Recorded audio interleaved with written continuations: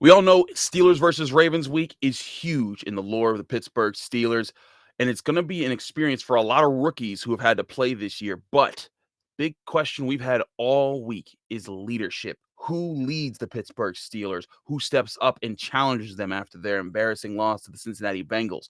We talked to some of the Steelers this week at the practice facility. We're going to break down what was said, what the tone is around practice this week, and how they're looking heading into this Ravens game. I say we because I'm joined by Jenna Harner of Channel 11 WPXI here in Pittsburgh. We thank you for making the Locked On Steelers podcast your first listen every day. I'm your host, Chris Carter. Let's get into it.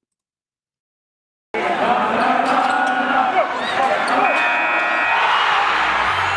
are Locked On Steelers, your daily Pittsburgh Steelers podcast, part of the Locked On Podcast Network, your team every day.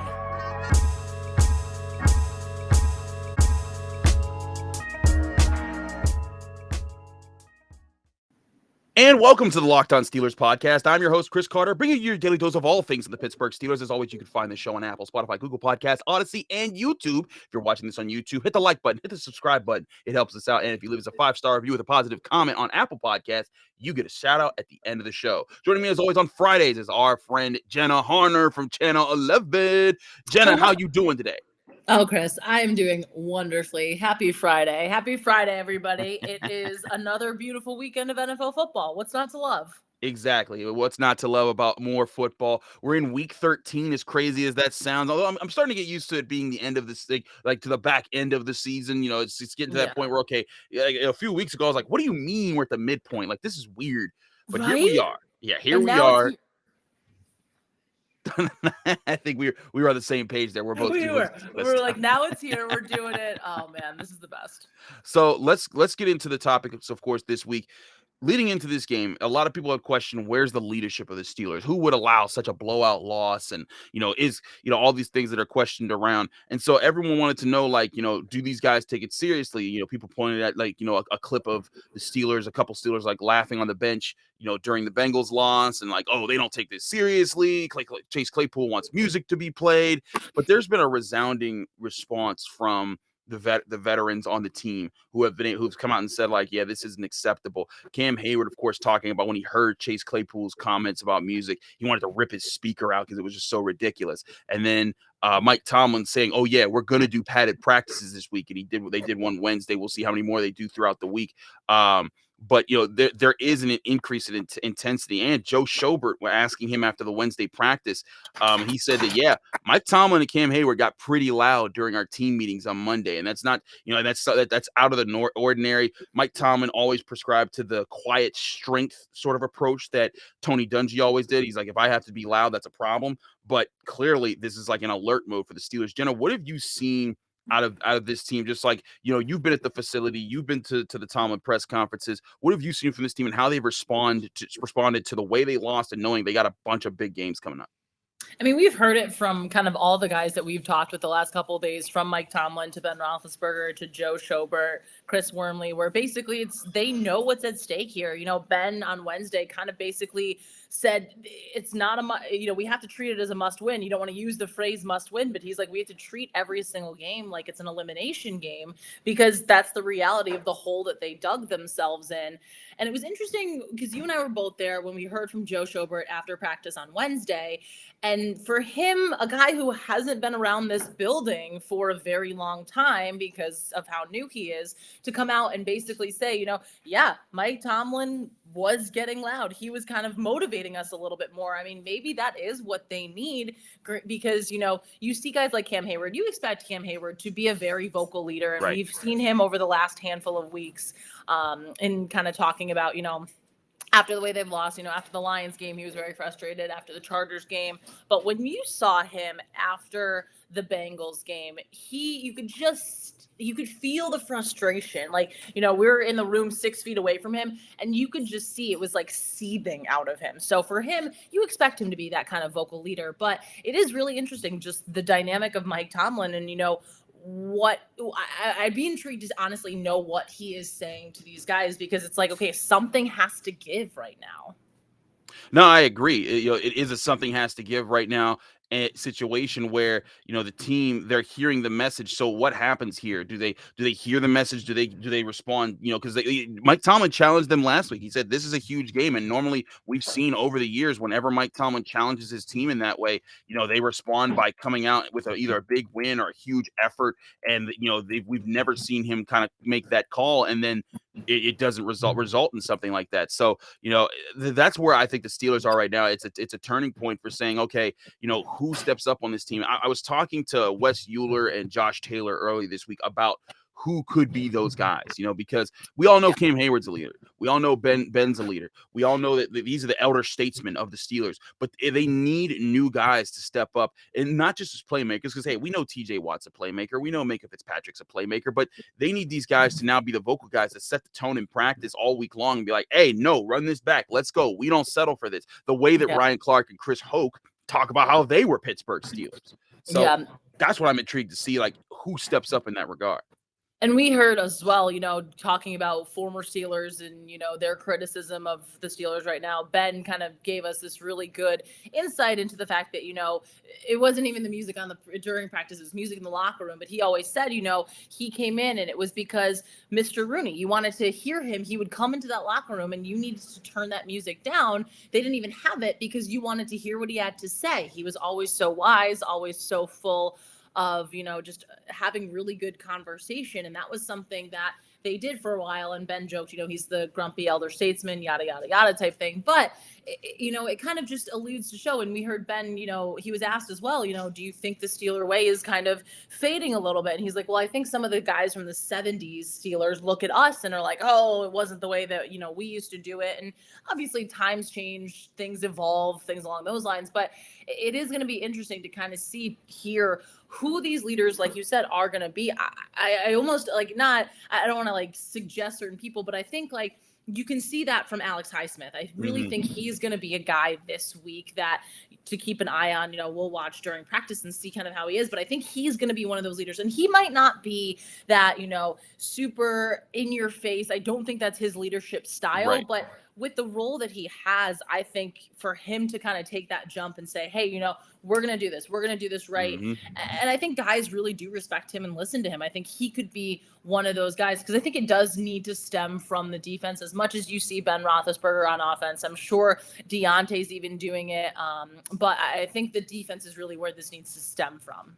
I agree. It needs to be a new wave of stepping up in those ways and trying to be able to say, hey, this is the, when Mike Tomlin says the standard is the standard, this is the standard. Yeah. And part of it, of course, we know they are shorthanded. They have a lot of injuries that they're accounting for, but they need those leaders to sort of balance the situation out, challenge the new guys more like, hey, we need you to step up here, here, and here. Believe in yourself. The Steelers, they used to have an abundance of that. And like you said, different leaders lead different ways. Alex Highsmith, he may not be a Joey Porter yell in your face, let's go, type of leader. He may be more of a Hines Ward leader or a Troy Polamalu leader. It's like, hey, I'm just going to do exactly what I'm supposed to do and show you every day this is how you have to represent yourself. That's what Heath Miller was for so long. You never heard Heath Miller talk as a Steeler, but everyone knew that's the guy.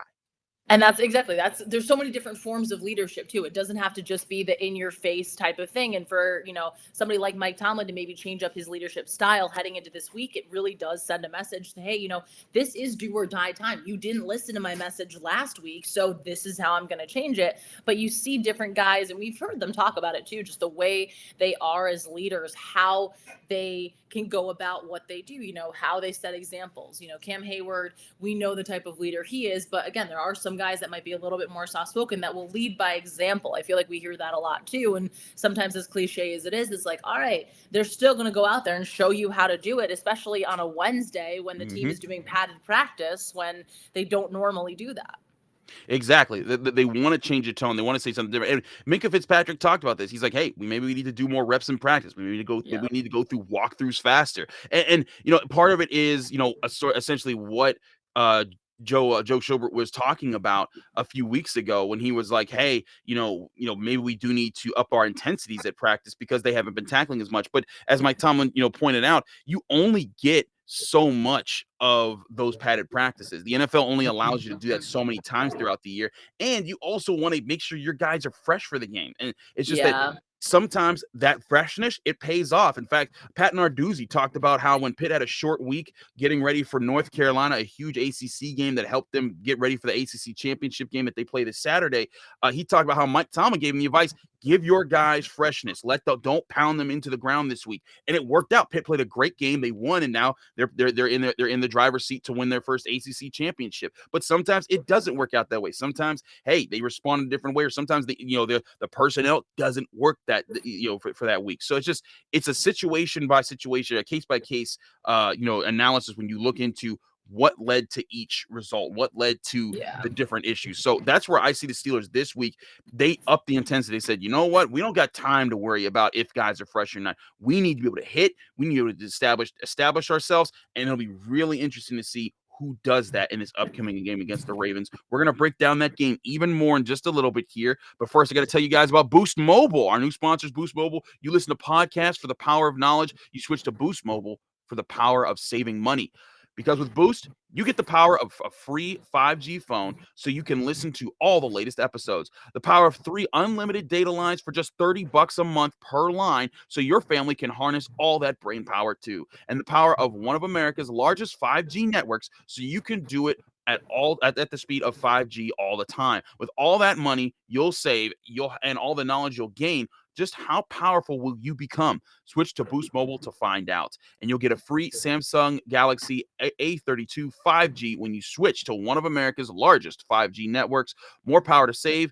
Boost Mobile. Disclaimer, free phone limited to new customers and 1 per line. Additional restrictions apply. Offers and coverage is not available everywhere for all phones and networks. See boostmobile.com for details. We're also brought to you by Built Bar. This holiday season, grab the protein bar that tastes like a candy bar, or even better, like a good candy bar.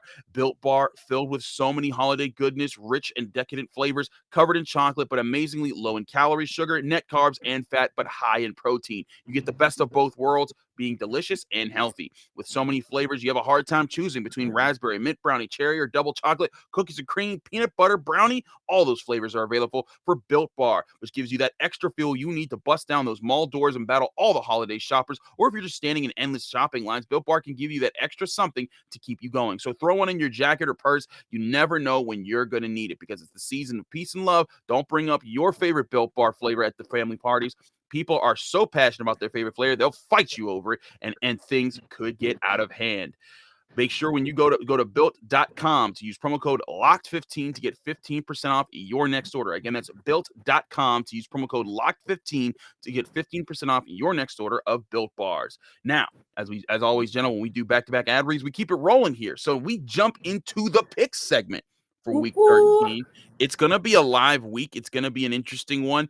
Now, Jenna, last week, our winners here on runyourpool.com, by the way, if you're not in the pool, get on it. But if you are in the pool, we thank you because you've been with Run Your Pool, one of our sponsors, all season long. Remember, the winner of this pool at the end of the season gets a free Steelers jersey of their choice from runyourpool.com. Last week, we had 5 winners, Jenna. We had Robert Frazier, Dalen Russo, P. Como, and Anthony. Actually, it's 4. I just can't count. It's one of those days. It's a Friday. It's a Friday. Why do we need math? Why would we need math on Fridays? But they had good math because they were 10-5 on the week. That was a big week for them. But moving back into first place, sole possession is Dan the Man. He's been in hot pursuit with 107 wins on the year. Dan J right behind him, along with Ethan Brown and Griffin Mang. They have 105 wins. So be sure to check this YouTube video. If you go into the description, there is a link to our Run Your Pool League. If you want to make picks with me and Jenna every week, you could do so there and get your shot at a Steelers jersey. Now, Jenna, let's dive right into the picks. As always, we skip through the Thursday night game because it's a Friday episode. But let's open with this 1:00 game. It's going to be interesting. NFC South showdown. The 8-3 Buccaneers at the 5-6 Falcons. The Falcons have had some surprising wins, but I'm sorry. This is Tom Brady versus Atlanta. This is going to be a nightmare. It might be 28-3 at some point and not in the Falcons' favor. Oh no, if it's 28-3 in the Bucks' favor, I think they just have to quit the game on the spot. It's like, all right, we're tapping out. It's done. We're over. Nope, not happening. The Falcons honestly have surprised me. I did not I was looking at the schedule earlier this week, and I was like, how are they 5-6? They're 5 wins, but The Bucs are just well more of a better team. I think that they win this one easy. There's another game I think it might be an easy win. The 9-2 Cardinals supposedly will get back Kyler Murray this week. He posted the video of Thanos sitting in his throne, and everyone's like, "Does that mean he's back, or is he just a really big MCU fan?" We don't know. Who knows? Right, but they're playing the 4-7 Bears, who might get Justin Fields back, might not. Andy Dalton's still been struggling. I'm sorry, whoever plays quarterback for this team is still going up against a good Cardinals defense. I'm going to take the Cardinals easily here. Yeah, we've been seeing the Cardinals just find ways to win. They had a bye pretty recently. It was it last week or the week before? I don't know. I remember if they're coming off the bye or if they are coming off a bye. They are coming off. You're coming off a bye. You're giving Kyler Murray, who you would anticipate to be back, a chance to really rest up and get back to 100%. So, yeah, I'd be a little nervous if I were the Bears. Absolutely, that's going to be a rough one. Now, this is a very interesting game because of the AFC implications. The 6-5 Chargers and the 7-4 Bengals, two teams that have just beaten the Steelers over the last 2 weeks. But the Chargers, they've been up and down, as have the Bengals. They're only a game back of the Bengals here, but the Bengals are at home, coming off a blowout win. I'm sticking with the Bengals here, Jenna, because they're at home. But I would not be surprised if Justin Herbert and Joe Burrow get into a shootout and Herbert comes out on top. This is going to be such a fun game to kind of see both of these quarterbacks go back and forth, because this is absolutely the future of the AFC between both of these guys. I can't pick against Cincinnati after the way they played. I think their defense also showed a lot of promise, and I think that you have Joe Mixon going against one of the worst rush defenses in the league. He had a lot of yards last week. Good luck this week. Yeah, that's a factor there for sure. Him versus Austin Eckler, another aspect of this matchup. We got an NFC North game here. The 5-6 Vikings play the 0-10-1 Lions. The Lions still without a win. The Vikings, they've pulled off some interesting upsets. They beat the Packers the other week. They have a chance to get back to 500 this week. I think they do. The Lions are just on the struggle bus. Yeah, and you feel so bad for Detroit, because it's not like they're getting blown out every game. I feel like they are in every single game they play and lose by a field goal, or just can't find a way to make it past overtime. That's basically what's happening with the Lions. So I'm going with the Vikings in this one. I think that they're stringing together a lot of success, especially their offense has looked pretty solid last week. Granted, is it going to propel them to, a Super Bowl? I don't believe so, but I think that they are looking pretty solid. And I just think matchup wise, I like them a whole lot better than I like the Lions. Yeah, I just say matchup wise, they got a lot of weapons on offense. They still got pieces on defense to work with. That's going to be tough for the Lions to overcome. Another division matchup here: 6-6 Colts with the 2-9 Texans. Texans have had some upsets this year. They've looked decent at times, but the Colts have also been able to pull off some upsets this year. I think that the Colts come out on top on the road. They're playing a little bit better football. They almost got the Buccaneers last week. I think they finished the job this week. And I think Jonathan Taylor. What else do you need to say about that offense and what Player they've of the been month, doing? I believe, for the AFC. Oh, yeah. He's been absolutely on fire. Well-deserved honors there, but I just think the Texans are going to have their hands full in trying to stop him. Yeah, same here. A good run game fixes a lot of problems on a troubled team. The 4-7 Giants at the 5-7 Dolphins. Your New York Football Giants. You've picked them in some upsets this year that they've pulled off. You called out that they take down the Raiders. Is this another week they get a dub because they're going to Miami? I'm going with the Dolphins. Yeah, the Dolphins have been playing well. I think the Dolphins, I was reading, have had the first undefeated November in God knows how long. It's been a while. I just saw the first part of that stat, so I'm doing some research there. But they've played really well. Basically, that's what I'm trying to say. The Dolphins have played really well in the month of November. I think they carried over, especially with the way that their defense has been playing. Right. Question marks of who is going to be a quarterback for the Giants on Sunday. One of my best friends, Meg, is going to be at the game, and she says, doesn't really matter to me because I'm going to be drinking a beer. So I said, I like your mentality there. I think that's a great decision. The Dolphins, just right now, their defense seems to be playing better than the Giants' offense can handle. So I think Miami. Hey, that's been me every time I go to PNC Park for the last 5 years. So I empathize. I sympathize. I've been there. That's tough. Now the battle of the green and white teams, the 5-7 Eagles against the 3-8 Jets. The Eagles dropped a tough one last week. They needed to be able to beat the Giants. The Giants took them, and they were able to win. But I think they get back on track this week. Jalen Hurts will be up against a lesser defense. The Jets at 3-8. They're on the struggle bus, and Zach Wilson's back. If this was Mike White, if this was anybody else, I actually think the Jets might take him. But Zach Wilson has been a turnover machine. I think that allows the Eagles to get busy. How can you, as a Jets player, as a Jets fan, have something worse than the butt fumble? Because Oh my that's God. what Zach Wilson had last week with that ladder. What was that? What on that was earth a nightmare. was that? Yeah. It was not good. So I do not think the Jets rebound from that, is what I'm saying. I think that just keeps them in a perpetual state of yuck. So I'm going with the Eagles. I think that they should have beat the Giants. They had all reason to beat the Giants, and that's something, you hate losing to a division opponent, especially when it's the Giants. So I think this is a week where Jalen Hurts comes out and just kind of lights things up, especially against the Jets defense. Now here's a game that I think a lot of people will pick in their survivor pools if you're still alive. The 7-4 Rams host the 2-9 Jaguars. The Rams had a tough loss last week, but this is their chance. They were playing the Packers then. This is their chance to beat up on Trevor Lawrence and a Jaguars team that has just had a hard season. Yeah, and this is a way for them to kind of say, hey, we are still relevant here, because I think everybody anticipated, oh, Von Miller's coming. He's going to be so fantastic. Oh, OBJ, this is going to be the super team. And the last couple of weeks, they haven't entirely looked like that super team. So I think this is a way for them to kind of say, oh, no, we're still in the conversation. Don't you worry. We are still here against a really, really, really not great Jags team. No, I agree with that assessment. This is their chance to step back. Now, here's two teams that seem to be heading in different directions. The Washington football team struggled early on, but I believe they're on a 3 or 4 game win streak now. Yeah. Meanwhile, the Raiders were at one point the top team in the AFC. They're now 6-5, falling backwards. I think the trends keep going in that direction. Washington, even without Chase Young, they're getting it. They're getting the answers. My boy Taylor Heineke out here just pounding the pavement, getting it done every week. He's taking his lunch pail to work, Jenna. He's been a bad man with Terry McLaurin, and they're getting production out of the running back position. I like those things, being able to overcome a Raiders team that, unfortunately, they've just been derailed by just bad news after bad news after bad news. You are the founding member of the Taylor Heineke fan club. That's me. Wear it on your sleeve. We love it. We love it.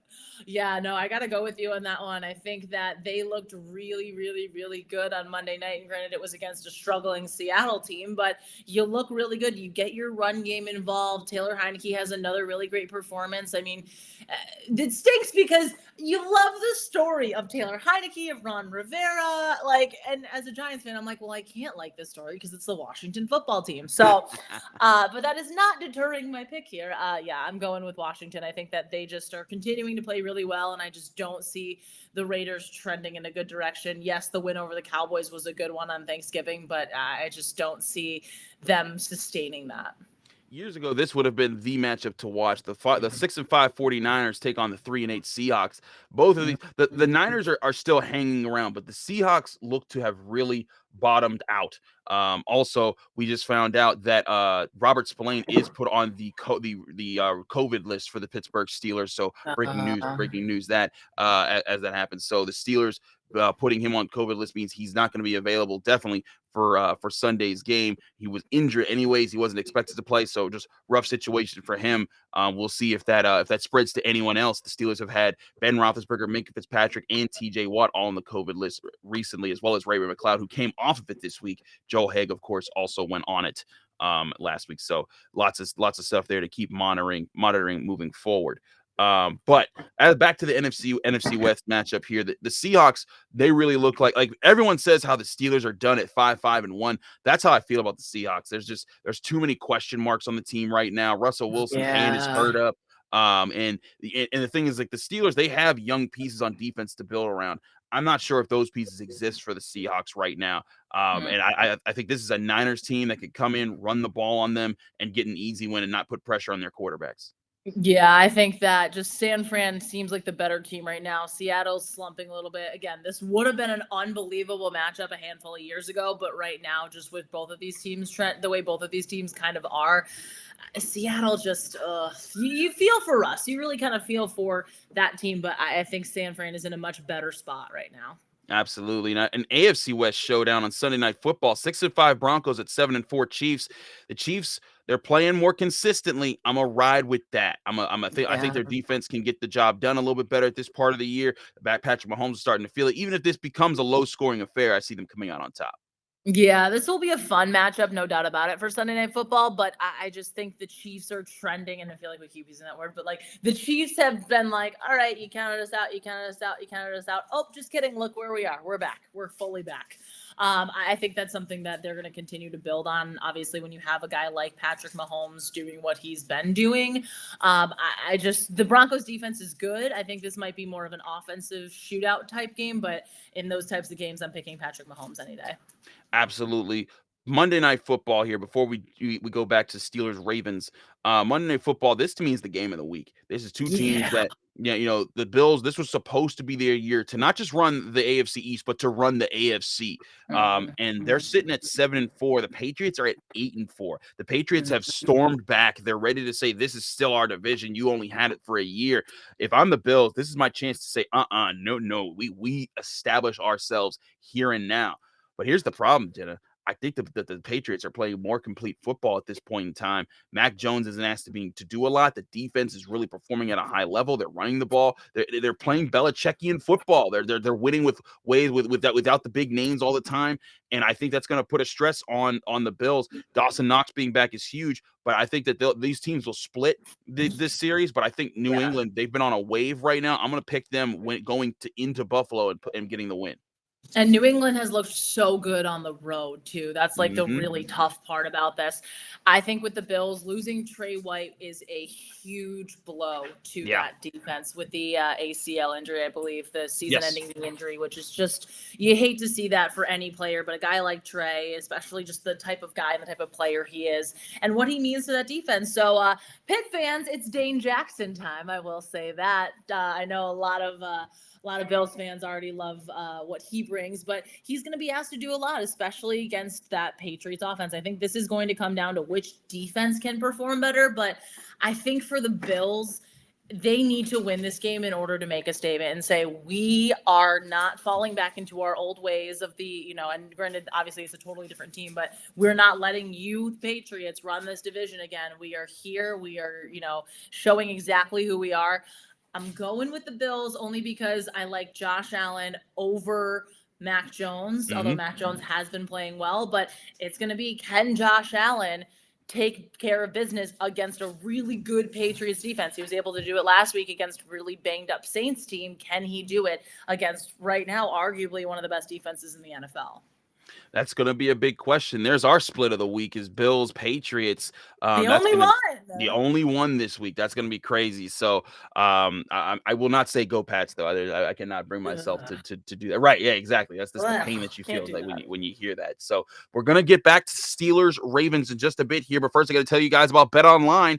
BetOnline has you covered all season long with more props, odds, and lines than ever before as football season continues in their march to the playoffs. BetOnline remains your number one spot for all the sports action this season. Head to their new updated desktop and mobile website to sign up today, and you'll receive a 50% welcome bonus on your first deposit. Just be sure to use that promo code Locked On. That's LOCKEDON, Locked On, all capital letters, all one word, and you'll receive your 50% welcome bonus when you sign up at betonline.ag. From basketball to football to NHL to boxing to UFC, right down to your favorite Vegas casino games, don't wait to take advantage of all the different amazing offers available for the 2021 season at betonline.ag, the fastest and easiest way to bet on all your favorite sports, and BetOnline, where the game starts.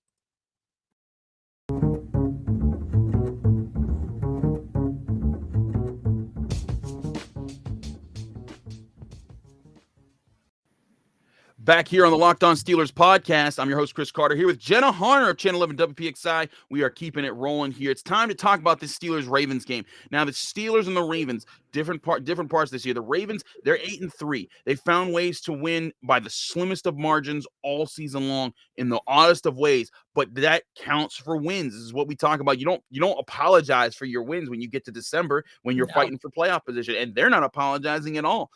So this is a Ravens team that's found ways to win, but they've struggled, especially of late on the offensive side of the football, where the Steelers have struggled for most of the season. So now it's going to be a question is there an offense in this game that can turn up? Jenna, as always, I want to ask you, what's your turning point in this game? What's your big matchup that you think determines the factor of who's going to come out on top here? I know this one seems a little obvious, so I hate to do the completely obvious one, but it's going to be the Steelers defense limiting Lamar Jackson, because we all know you can't stop him entirely. That's just not what you can do. But I think if they limit him as much as possible, this is an entirely different game. Can you force him to make turnovers? He's 4 turnovers against the Browns on Sunday Night Football. Mm-hmm. He's been turning the ball over a lot lately, and this offense has not been putting up a lot of points. In their last 3 games, the Ravens offense is averaging 12 points a game. 12. Jeez, That is whoa.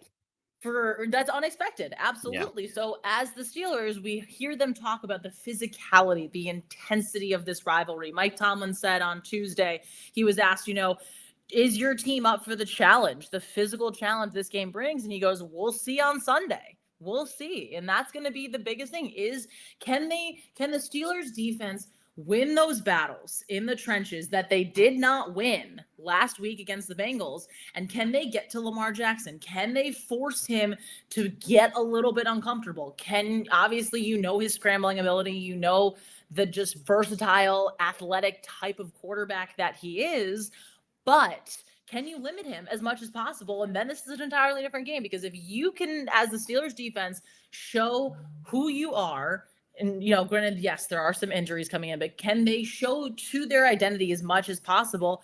Then this is going to be another close game that one of these two teams is going to have to fight for the last inch or so in order to come out on top. But if you can't limit Lamar Jackson, you let him have a field day, this could get ugly really quickly.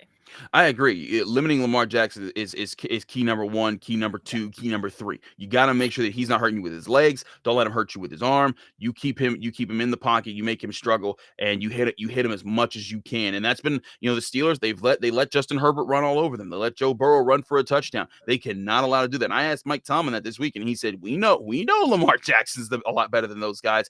They're keying in on that. And the last time we heard them key in on stopping something like that was the Browns game, when they talked about, hey, we know Nick Chubb's coming. We got to shut him down. And they shut him down. So I still look at this as a game where the Steelers defense can respond appropriately to give them a shot here. But to me, I look at how this offense might be able to get some points in this game, because as much as the defense has to play well, this offense has to capitalize when it has opportunities. If they get a turnover, they got to turn it into points. They haven't done that consistently this year. The last week, we saw just an abysmal performance. They only put up 10 points, and really the only touchdown came in garbage time. They need to establish themselves a lot better. They need to come out, hit their playmakers. One thing that I think that might be getting overlooked here is the Ravens defense. As much as the Steelers are hurt up, so are the Ravens. They're literally ranked as the worst passing defense in the NFL right now. Now, that doesn't mean that Ben Roethlisberger is about to rip off a 500-yard passing game, but it may mean, hey, you're going to get some matchups with Chase Claypool and Deontay Johnson and Pat Freiermuth and Najee Harris that you're going to really like, and these guys might get chances to make plays. Ben, this got to be the game that you turn it on. We've seen him do it against the Ravens before. He's thrown 6 touchdowns against them. He's beaten them several times throughout his career in big moments. This is a really big moment for what might be his final season.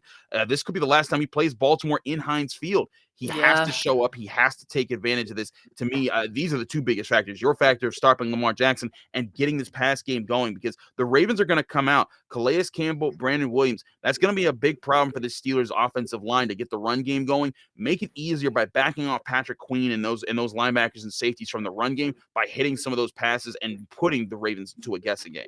Yeah, you can't, and they can't, obviously we've seen this team struggle with the run, but you can't allow them to dictate the way that you play. We heard that from Ben on Wednesday. We have to start quicker. We have to kind of be able to stay on schedule so that they can have these options in both the run game and the pass game, which we haven't entirely seen. We did not see that last week, but you need to see that from this team in order to just stay competitive in this game. Absolutely. They got to find ways to stay competitive. They got to find ways to fight their way into this. Now, Jenna, it's prediction time. Who you got? What's your final score prediction? Well, this is going to be a close game just because, again, Ravens like playing close games this season. Of their 8 wins, only 2 of them have not been one-possession games. So 6 of those 8 wins have been one-possession games. They are finding ways to win. I think, unfortunately, Steelers fans might not like to hear this. I apologize for saying this. I think they're going to find a way to win. I did say from the beginning of the season, though, Steelers and Ravens will split. But I think just after the way that they played against Cincinnati, I think it's still going to, even if they have a really good performance, I think the Ravens are just a little bit better of a team right now, especially when you're, we don't know entirely about TJ Watt with Robert Spillane just going on the COVID list. I think there's too many question marks. So I'm going 24-17, Baltimore on top. But again, I would not be surprised if the Steelers offense decides, hey, we have a lot of options. We like these matchups in the secondary. We're going to find Chase Claypool. We're going to find Deontay Johnson. They're going to make some plays, and we might have something reminiscent of the fourth quarter against the Chargers. They need to show that that wasn't a fluke, but I think right now my gut tells me Ravens win this one 24-17. It'll be close, but I think that they've found ways to win this season. They're going to continue to do so. They've found ways to eke wins out even when they have been playing well. I mean, they've scored 16 points in back-to-back games. That goes to show you how they've been able to pull things out.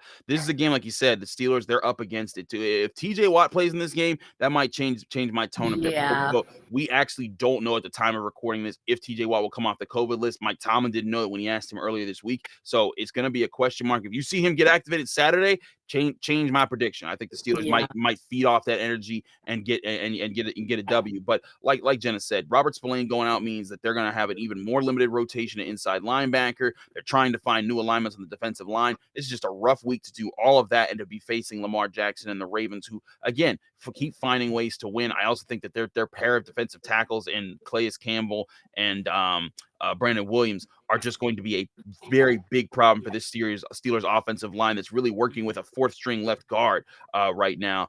That's going to be a lot to ask of them. So I'm going to pick Ravens 23-20. I do think it's close down to the wire, but I think it's going to be a Justin Tucker field goal at the end that breaks Steelers fans' hearts. But we will see. It's going to be a close matchup. We both agree on that. Jenna, thanks so much as always for doing the Friday episode here on the Locked On Steelers podcast. You're always a joy to have on this show. Let people know they can find you, follow you, and get more of your work. Well, thank you as always for having me. It's always my favorite part about Fridays, other than Skylights. But now that Skylights is done, may it rest in the most peace. We have this every Friday. You can find me on Twitter at JennaHarner11, Instagram, Jenna_Harner, and WPXI doing a bunch of stuff. Chris and I constantly doing a ton of stuff for Channel 11. So tune in whenever you can. It's awesome there. We love Channel 11. I love being on Channel 11 with Jenna. She makes these shows a lot more fun when she's the partner I'm riding with. Thanks so much for everyone for tuning in to Locked On Steelers. Remember, you can check us out on Apple, Spotify, Google Podcasts, Odyssey, and YouTube. Like this video on YouTube. Subscribe to our YouTube channel. Also, leave us 5-star review on Apple Podcasts. It really helps us out, and you get a shout out at the end of the show. Thanks again for everyone for listening and watching. Be back in your ears and on your screen soon. I'm headed to Charlotte for the ACC Championship game, so I will not be in Heinz Field. Jenna will be for the Steelers game, but I will not be in Heinz Field. I'll be in Charlotte in my hotel room recording while I watch from television with all of you. So do join me on Twitter at Carter Critiques. I'll be giving my critiques of the game live as I always do. So thanks again for Jenna for joining us. We'll be checking y'all out Sunday night, giving you a recap of Steelers Ravens.